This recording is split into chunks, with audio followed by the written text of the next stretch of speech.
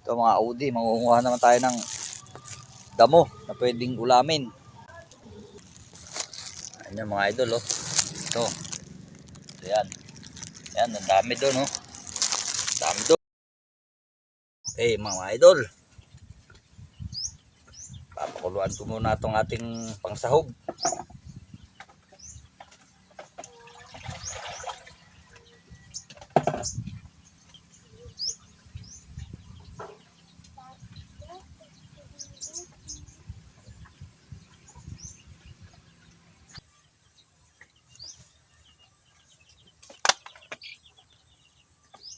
Ayan, tika.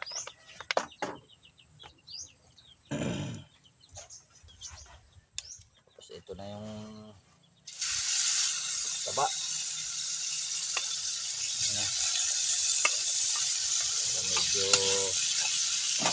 lumutong. So, golden brown siya.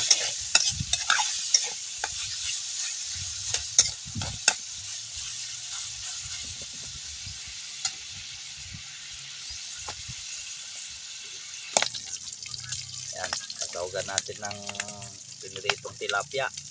Ihimayin lang. Ayan. Medyo nagba-brown na mga lodi. Harap na to. Kulay brown na siya ng bagya.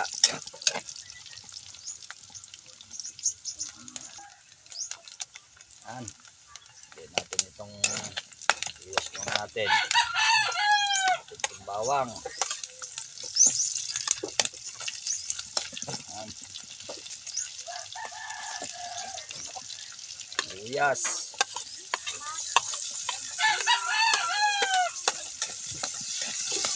Yung tilapia na hinimay. Halu-haluin.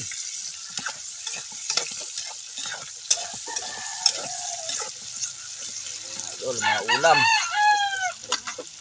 Siyempre, mahiwagang kamatis. Yan o. Ngikos-ngikos, mga idol. Kamatis pa lang, ulam na. Okay, medyo lalasakin lang natin para malusak yung kamatis.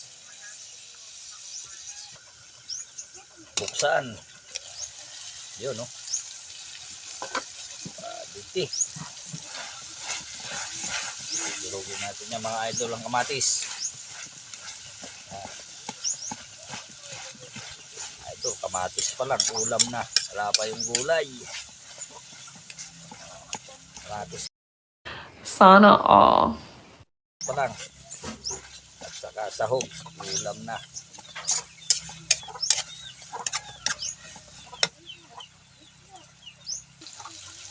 Ayan. Tupak na.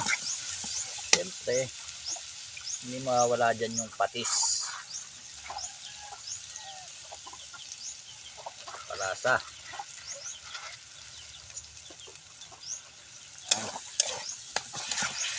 Sahog pa lang mga idol, ulam na. Kamatis pa lang, ulam na. Saka natin lalagyan na isang basong tubig. Ayan. Ayan. At pagka kumulo, hintayin lang natin kumulo mga idol. Okay, mga idol, ayan yung pinakabida. Ayan yung dahon niya, oh. Ayan yung klase ng dahon niya. Papait. Tawagin mga idol, papaitan. Ayan, kulong-kulo na yung sabaw. Matambog na natin. Ayan. Madalian lang yan mga idol, madalian. Hindi pwedeng overcook. Lang, dapat dyan half day lang, half day. Hindi pwedeng lutong-luto. Ayan mga idol, napakasarap. Simpleng ulam lang, gulay. Binunot lang ito dun sa tambak ng lupa.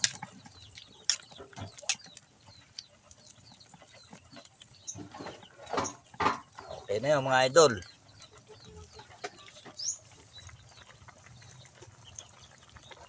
Ayan yan mga idol. Simple lang. Simpleng ulam. Simpleng luto lang pero the best. Siyempre may konting magic.